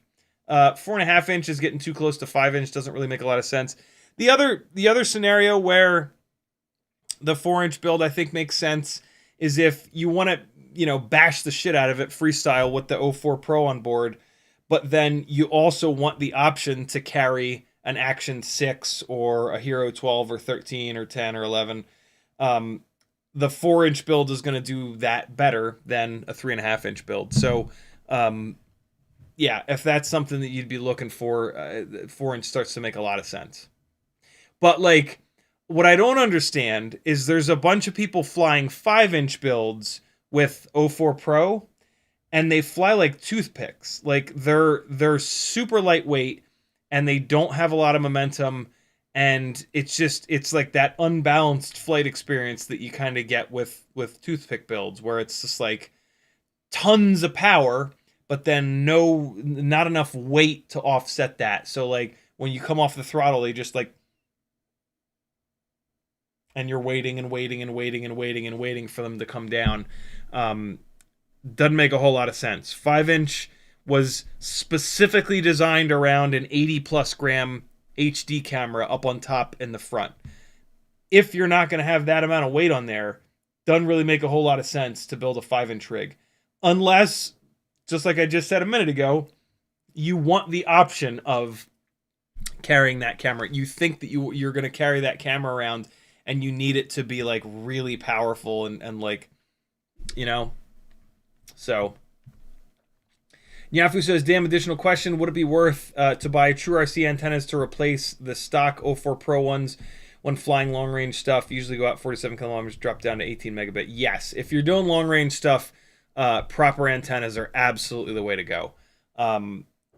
The O4 shit is like really good with the linear antennas, shockingly good, but proper tuned antennas from a good reputable manufacturer almost always make a difference. So yes, absolutely. Just a Shy Guy says, Nash, she always tells me to come and she'll shave my head. I'm dying to do it because she's mean with a straight razor and the hot foam. Nice. Denzel the Turtle says, Crumpler is amazing. I have some awesome green and orange ones. Yeah, there you go. Yeah, green. That's right. They do that cool green as well. Nyafu says, if I remember correctly, one of the bigger issues with 4-inch was the motors being T-mount. Mostly on 3.5-inch, you can use your 1605 or similar T-mount prop without too many issues. Yeah, 4-inch being not super popular, the motor and prop selection is going to be more limited, but I have seen enough motors that do make sense for 4-inch builds that I know you could find something good. FizzPV says, politics don't come into play when she goes, I like that one, and she's paying. LOL, the bag is great, and the hard battery safe is nice, like the dedicated transmitter area. Nyafu says, on the 4-inch, they tend to just break off or bend on light crashes. Yeah, it's always tough, man. Like, we gotta fly. It makes the most sense to fly the stuff that we have the best gear for, if that makes sense. But Erickson said, no, we got Sporny says, Tasmanian Tiger is a German company. They make backpacks, pouches, tactical gear, stuff for military and police. I got it. Stuff is at foremost completely thought through and built forever. Reminds me of like when I was into airsoft, there was companies like Maxpedition, and I was a huge fan of Eagle Industries. Actually, they made the gear that I liked the most. They were a smaller company. But yeah, tactical gear used to be really high quality across the board. But then, like, towards the tail end of me being into airsoft, like, the whole tactical thing became cool, and all these companies popped up ripping off Maxpedition gear with, like, shit quality. Yeah. Metal Richardson says, I might have said this before, but my O4 Pro rig flies great with a bigger battery, like 2200 mAh5S. Jesus, that's a big battery. Holy hell. Jamie Flies FPV put 2 ats in a row, which didn't highlight in orange, but I just happened to see it. I like O4 Pro on 2-inch, sub 250 category 1. It's awesome. For me, the weight of O4 Pro, I'm going to want that to be on a 2.5-inch build. But it all depends on what you're doing, right? Like cinematic stuff, 2-inch will be totally fine. Although the problem I have with 2-inch setups is they're so fucking noisy. Like going from 2 to 2.5, the noise level completely changes. But yeah, I mean, for something as small as humanly possible, 2-inch is going to do that to pick up a Pro. Fracticless says, reminder for the battery giveaway. Thank you, dude. FizzPV says, the 4-inch turn I have works great with the Gemfan Hurricane tries. Jimmy the Cow says, just got back on the stream a bit ago. Glad you like the custom font pack and no chat. I will not make you one. Yeah, thank you for that, Jimmy. That's super cool. That was fun to figure out the other day. Quick giveaway, friends. We're doing 3 batteries. Lava V2 580, 680, and 680. This is part supporting your buddy, but also getting yourself a couple of batteries to give a shot, to give a try. Same deal as the 4th giveaway that we do the first Monday of every month. $5 per ticket. You can do a super chat or you can do a PayPal. PayPal is linked over on CiottiFPV.com. If you do a PayPal, type into the chat at CiottiFPV. Check your PayPal. $5 a ticket. Buy as many tickets as you want. If anybody's interested, I don't know if anybody will be, so I got to at least cover the cost of shipping. But you know, hopefully you guys want to support your buddy at the same time. Replicator FPV, welcome to the Gangly Gang. Thank you for jumping onto the Patreon. And Craig Flynn, thank the both of you. Very cool. Also Jeremy Flies FPV. All 3 people. Look at you guys. Thank you so much. Very, very cool. Matter of fact, I think there was one more. Patreon email that I saw when I was scrolling through. One more beautiful bastard deserving of a shout out. I swear to God, I saw it in here. Oh God, why do I get so many emails? There it is. Sir Dragston, thank you so much for joining the Patreon. Welcome to the gangliest of all the gangs. You guys all now have like full access to all kinds of good shit. All right, let me get the BT 2.0. Yes, BT 2.0 on these here Visa here batteries. Where the hell is, there it is. Raffle.pokefpv.com. I got it. All right, let me collapse this back. And there we go. All right, cool. Frank Nicholas with a $10 PayPal. He wants 2 batteries. I'm just going to type Frank because we all know who you are. Thank you, dude. He says lava. Craig Flynn with a $5 PayPal. I'm just going to type we're on a first name basis tonight. Frank, Craig. Craig says just a shy guy. Ah, okay. Craig is just a shy guy. Thank you for that. All right, cool. Give you guys another like 60 seconds in case you're interested in these batteries. We already covered shipping, so this is great. I want to get these out there so that you guys can fly them because I don't really have anything to put these batteries on. I don't have anything that makes any sense to put a 680 mAh battery on. I'm like, I guess I can just throw it on one of the analog 1S builds, but like that doesn't make a whole lot of sense. You know what? I should do that, and I am saving a couple of these 680 mAh batteries. And so yeah, what I should do is just see what kind of runtime you can get on them. Chris R 4800 with a $5 super chat. He says lava. Chris. Oh, we're still on a first name basis. Frank, Craig, and Chris. 30 more seconds and we blow the tickets away and somebody wins a couple of batteries here. I'm just now seeing this. I put this. So for the record, like I said, I want to start doing these itty bitty giveaways, like every live stream, every other live stream, whenever I can remember. I have a couple of stacks of these. I have 3 stacks of these. So we'll do 3 different giveaways for these. Not tonight, but on more live streams. I showed you guys the bag of Whoop frames. That's going to be another one of these little itty bitty giveaways. And then the other 2 things that I have lined up. This is a bag of one set of almost all Gemfan props. There's like, I don't know, 8, 9 different sets of propellers in here in all different sizes. 1.2, 1.4, 1.6, 1.8. inches. So a cool like master bag of props. And then the other thing that I've got is 4 of the 680 batteries and these motors that I've had on my Etsy store forever that nobody's bought. I can't say that I blame you. These are 1003 22,000 kV motors. So 22,000 kV, realistically, that's 1S only. You could try to motor limit these down for 2S, but don't. It's too much. These are a 1S motor, but then they're 1003. So they hammer the batteries. So like these motors really only are going to be able to be used on a 680 mAh battery like this.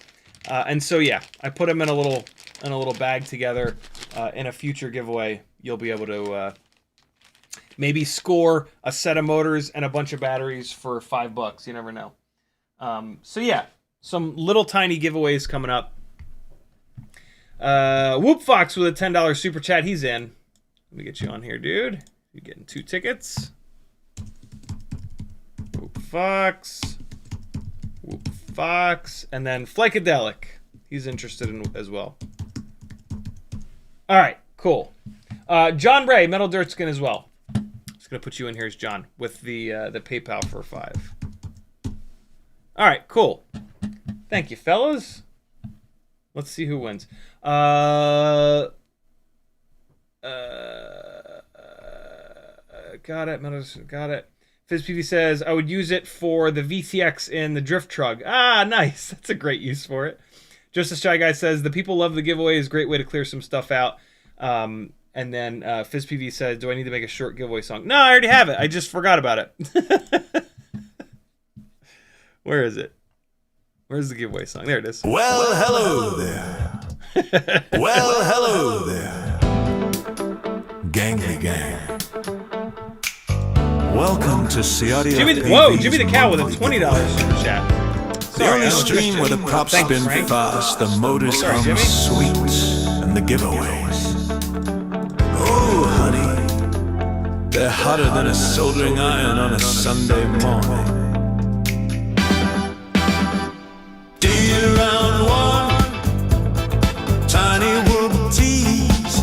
Unanticipated Bill, PayPal 10, but he doesn't want tickets. He just wants to support me. Thank you, dude. Very cool.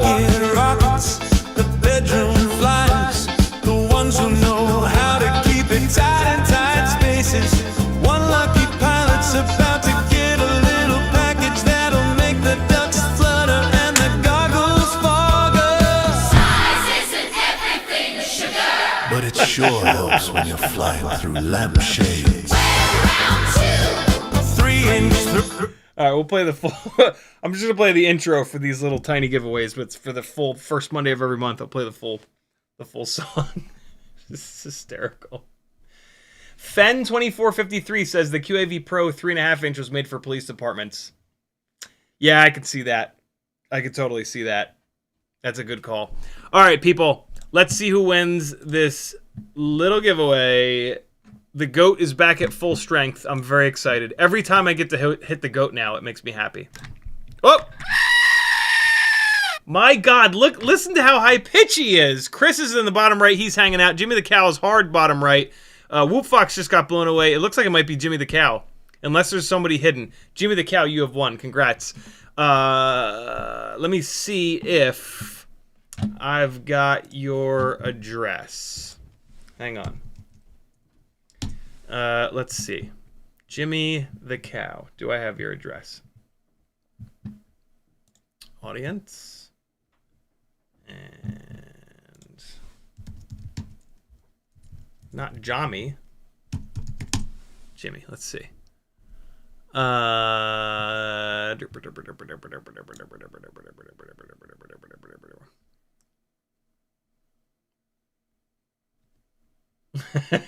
Rickson misses the old goat that sounded like he was on Robitussin. Jimmy, what's your what do I need to search for on Patreon to find you?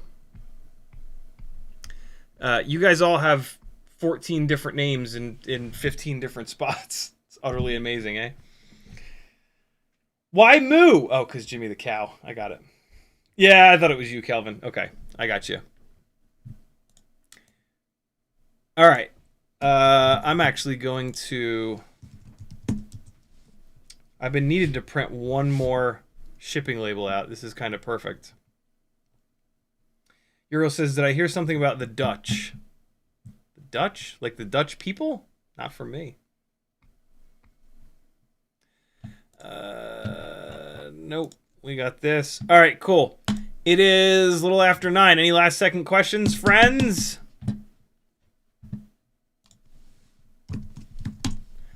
Let me get your email address in here so that you get a tracking number. Jimmy. Oh, come on now.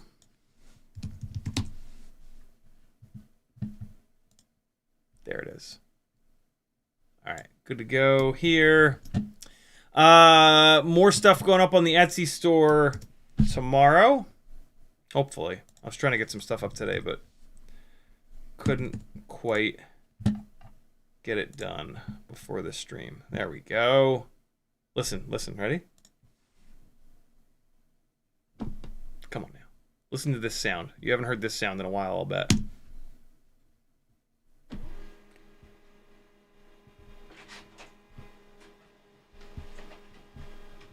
It's a printer. It's a paper printer. Not one of them fancy 3D printers. I said that I was gonna fly, but then I forgot to charge batteries. God damn it! I knew I was forgetting something big in the live stream, and it was to put batteries in the charger. I really did want to fly tonight too. Oh well, I got all the gates set up and shit. Sunday, we'll fly Sunday. Thanks for hanging, friends. CiottiFPV. Thanks for the support for everybody that got in the giveaway. We'll keep doing them. I'll keep finding like little things to do here and there. We used to do. Who remembers? Who's been around long enough to remember when I did like 4 decently sized giveaways every Monday? You guys remember that? I felt terrible going from every Monday down to every other Monday and then down to once a month. I felt really bad about doing that, but holy shit, thank God I did, because like all I was doing was shipping stuff out. Sometimes I feel like all I'm doing is shipping stuff out anyway, and nothing like that though. That was, you know, it was what, like 16 giveaways a month every month. That was, man, me and stamps.com were friends. Now I probably ship more stuff out now because of the Etsy orders. But yeah, that was wild back then. All right, people. Levster with the perfect last comment. Have a great weekend, everyone, and CiottiFPV. Be good, friends. I'll see you Sunday at 3 o'clock. Here comes some more flying at Patrick's. Wait a second. Hold on. I said we'd go through more than just get FPV. We saw that on Lumenier. Here's the V3 of the Happy Model Mobula 6. I said something wrong on the one stream the other day. I said that the Mobula 6 2024 has motor plugs. The V3 does not. The V3 is direct solder. So if you want a direct solder Happy Model setup, there you go. If you want a plug-based setup, the old school Mobula 6 with the 2G4 is your go-to. Mobula 8 O4 2S. This is pretty slick. That this exists. Same motors and frame from my kind of setup. Apparently the tune on this kind of sucks though, but I've taught you guys how to tune, so you're good. This is silly. These ISDT chargers are really nice. AA, AAAs. Nobody has those batteries other than me anymore though. We already saw a couple of these guys. Synolog 3.5. Again, don't really know what this is for, but it'll fly great because it's a 3.5-inch rig. Gemfan Hurricane 3520. I don't think this is a new prop. There's the Cockroach 75. That's kind of cool. Oh, that's slick. Look at that. No shit. I don't hate that. That's kind of cool right there. Silicone mats are the way to go, in my opinion. You won't burn them with the tip of the soldering iron, and they've got some nice grip to them so that your components aren't going to slide all around. That is really cool. 4.5-inch prop. Nah, that's a little weird. Pirate cap. Okay, we hit Pyrodrone. Let's really quickly hit WeBleed. See if they have anything brand new that's super interesting. I'm actually dying to do a Pyrodrone order, but I'm just kind of waiting. Christmas was a little rough. What? Come on, WeBleed. Maybe I just have a weird link. Yeah, I just have a weird link. WeBleed shop. You can always just click this and then all, and it orders stuff from newest to oldest. Smoke stopper. Cockroach 75 frame, and then we saw these. Okay, so nothing really good and new on WeBleed. What about TinyWhoop? Last one. I think if you just click store and then check this out, yeah. Maybe not. These are not new. Sort by date new to old. There we go. Oh, what? That's not sorting new to old. Old to new? Oh, no, this isn't everything. This is just, like, stuff that they want to get rid of. Hold on. How do we look at all? I forget how to look at all on here now. Featured product section. Do you just hit store again? No, you don't just hit store again. Can I just type all? Nope. Maybe it's collections / all. There it is. Collection / all. Okay, just these new props, and I've already tested these. Well, there we go. There's a bunch of the new products for this month. Uriel says Sim Friday. They're not so much giveaways. The sim streams don't do all that well, so I can't really do many of them, unfortunately. But we've done a bunch of them in the past. Be good, friends. I'll see you Sunday. Here's some flying at Patrick's. Love you. Bye. Thanks for the support, fellas. Much appreciated.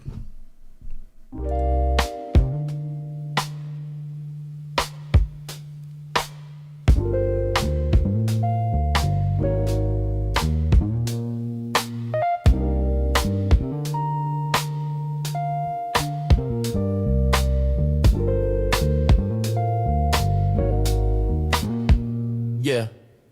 Out in the yard where the grass grows wild, CiottiFPV's goggles locked, grinning like a child. Teddy spaghetti's, fur flies, and jet wash dreams. Yeah. Chasing small whoops like a dog possessed fiend. Eyes on a neon blur, hard in the chase. Big fuzz and prop spin, all tangled in place. Yeah. Four-legged rebel with a rotor stir tail in the circus of the sky. They never fail.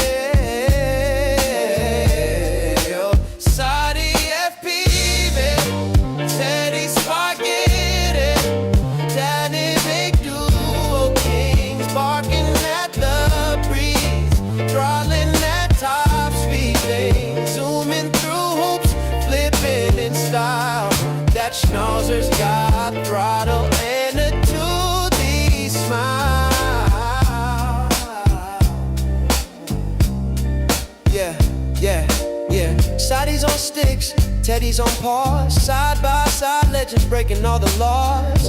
Through the kitchen, over couch scale terrain. Backyard mayhem in their flight domain. No ground too sacred, no loop too tight.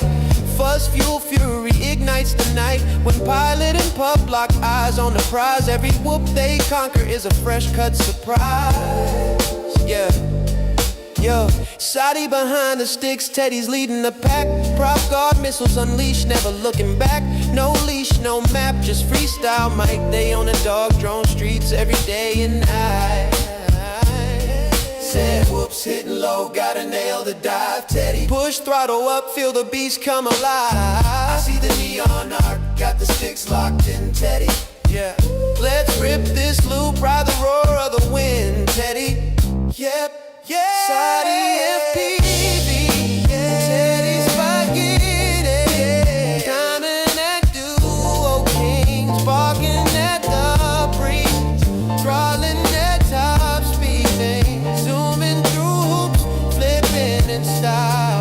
That schnauzer's got throttle and a toothy smile. Teddy's Sparky, Teddy and Duo Kings barking at the pre-rotten alley at times. Speed things, zooming through hoops, flipping in style. That schnauzer's got throttle and a toothy smile. Yeah, when you hear that bar cut the rotor hum, you know Ciotti and Teddy's mission's just begun. FPVs, fur-faced legends, legends singing loud. Yeah, Teddy Spaghetti and CiottiFPV always proud.